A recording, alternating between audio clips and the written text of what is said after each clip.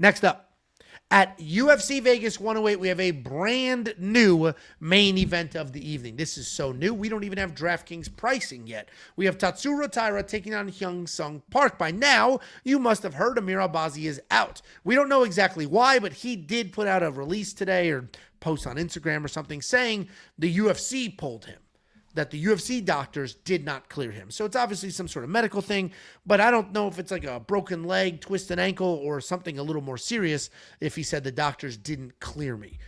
Tatsuro Taira is 16-1 in his career, 4-1 in his last 5. He's coming off his first ever career loss, and he's taking on undefeated Hyung-Sung Park at 10-0. He's stepping up for his first ever main event. Obviously, it's a brand new fight, but Hyung-Sung was supposed to fight next week at UFC Vegas 109. So he was in training camp. He was doing what he was supposed to do. He has to move everything up an entire week, but it's not as if he just rolled off the couch. We have an undefeated prospect. We have a great prospect who just lost his O. This is a very good main event, and some will argue this is better than the Amir Albazi fight. I don't know. We'll find out. If Taira just runs through Park, then no, it's not. But if this is competitive and it's back and forth and we see more from Park, then yes, it is better. Tatsuro Taira, as I mentioned, coming off that first loss. He's an aggressive grappler. He's got some good striking. The wrestling is pretty good. It's not amazing. It's not awful, but he will stick with it. He flows together pretty well. He sets things up. Tatsuro Taira is a very good prospect, a very good fighter. He is coming off that very close loss to Brandon Royval, where Brandon had the better striking, so Taira went to the grappling, and he got 6 takedowns in that fight. He's taking on Hyung-Sung Park, slick grappler, also a decent striker. He'll plot forward.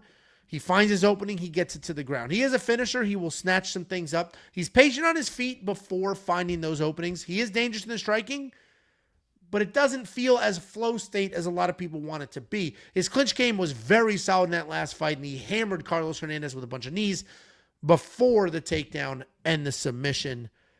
Anytime you get a last-minute switcherino here, there are some things to worry about. Hyung-Sung Park is very dangerous. He's got good grappling. He's got decent striking.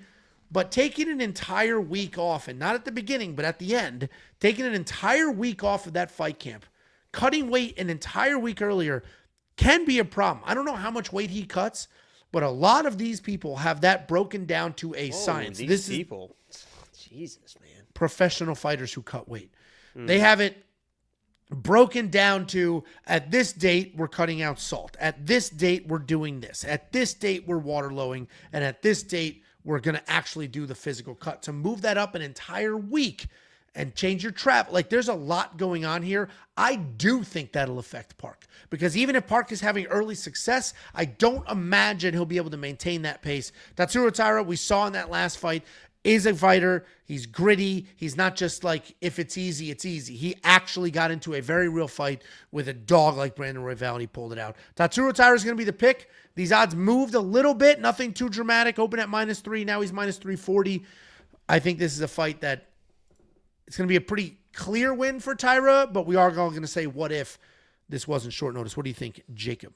Yeah, this is a way better main event. I mean, fucking Albazi was going to be boring as shit, just trying to get a takedown and hold Taira. Taira might have finished him early or whatever, but it wasn't going to be anything dramatic. This is a really good fight, and I wish that this was like the actual main event and Park was prepared 4 or 5 rounds for this week of fights, because he is a skilled dude. He is going to be the better I would say boxer, like with his hands type of striker. Taira's going to stay on the outside, want to throw the kicks, and it'll be interesting to see, because Park is a confident dude, not only his hands with this pressure, but confident in his grappling as well. And if Taira's throwing these kicks from the outside and waiting to time his own takedown, and Park kind of takes it to him, catching a kick, taking him to the ground. We've seen Taira on his back before, but a lot of times it's when people are on top of Taira, it is all fucking position over anything else. They're scared of the guy. They don't want to get swept, so they're just kind of hips heavy, staying on him, just kind of all control.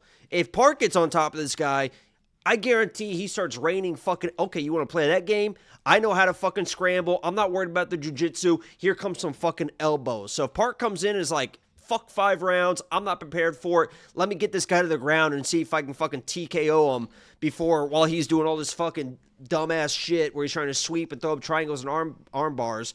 That could get him a win here, or it could play perfectly into Taira's guard game, which is fucking, okay, get aggressive. Okay, here's a triangle, here's a sweep. He is unbelievably good down there. So I'm going to pick Taira because he is prepared for 5 rounds. As the fight goes on, he can take his time on the outside.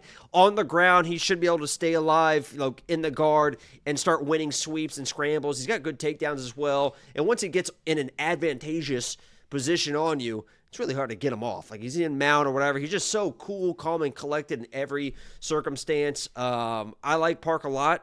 I wish that this was a fucking fight that was supposed to be made already, but I'm not going to be surprised if he has some success early, then starts kind of breaking down. Taira's able to find a finish, but I don't think Park's going to go out like a bitch either. I think he's going to go for it, and somebody's going to get finished here. But I'll take Taira. I wouldn't be surprised by a finish on either side, or just 25 minutes of, they're both tough. Anytime you get somebody like Park who is undefeated, is very talented, you just don't know. I like to see somebody lose, so I know what they have in them. What I'd love to see in Taira's loss there is he didn't just accept the circumstances. He's like, I got to fucking wrestle. And so he started to wrestle. I was picking Taira over Albazi for quite literally that exact same reason. Albazi's last fight, he was losing. He didn't change a thing. He didn't do anything. He made no adjustments whatsoever. Where Taira was losing and said, yeah, this isn't working. I need to do this. I don't know what Park is going to do if things are not going his way. We haven't seen him in a lot of trouble. So I am on the Taira side, but anytime you get an undefeated prospect and a big opportunity, you don't know what that 10-0 will become eventually. Is it 10-1, or is this dude going to be 15-0 in a year and a half? This is going to be, I guarantee that he's going to be probably 10-1 or 11-0. I mean that. What's going to happen? It's going to end in a draw. Yeah, you're gonna be your lock of the week. That was your lock of the week. One of those two, and fucking draw. It's just the universe, man. A random no contest because what the hell is his name? The referee. That's in all the trouble lately by not stopping fights. A bunch of fucking crybabies. Let's talk about that real quick. Oh my fucking god. Guys, correlation doesn't equal fucking causation. You could see step by step everything that was going through Jason Herzog's fucking head. Every time the guy got knocked down, even Steven said he seemed fine to me. He was actually talking to me in some of the clinches saying, let me back up and all this type of stuff.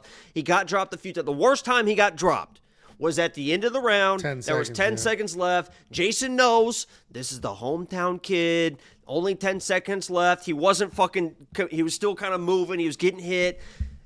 If anything, it should have been stopped there, but he walked to his corner, wobbled to his corner. We've seen that happen before. Came back out, said, do you want to fight? That is the fucking corner's fault at that point. Once he comes back out, Jason can only say, are you good to fight? And the guy was like, yeah, I'm good to fight. Blame the fucking corner for not stopping that fight after the first round, because after he comes back out, Jason even gave him a stern warning. It was like, hey, I gotta see something. I gotta see something. And what the fuck happened? He fucking nearly knocked down Steven Nguyen. I almost shit my fucking pants. The kid came back and almost won the fucking fight. So then he gets dropped again, and the fight should have been stopped right there. But again, get in the mind of Jason. He just saw the kid almost come back and win the fight. He got dropped again, so Jason's like, oh shit, I can't stop it now because he literally almost just won the fight. And Steven started grappling after that as well, so Jason's like, fuck it. I guess we'll just keep it going.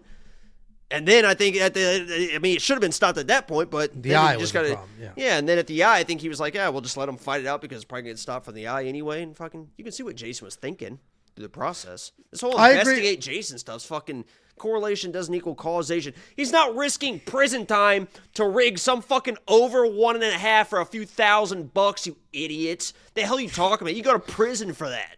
Lose your fucking whole career. You think he's like, I'm going to swing the line for this over 1.5 and just rig the shit out of it so obviously and risk my fucking life over a few $1,000. Get a fucking clue.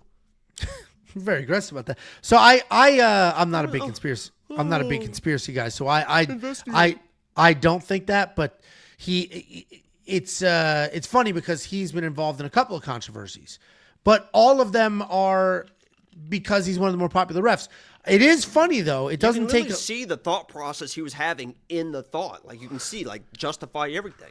But I don't disagree with your breakdown, especially that last 10 seconds. That's when it should have been stopped. And other referees have stopped fights with literal 1 second left. Literally the one time it really should have been stopped was the second he got dropped again in the second round.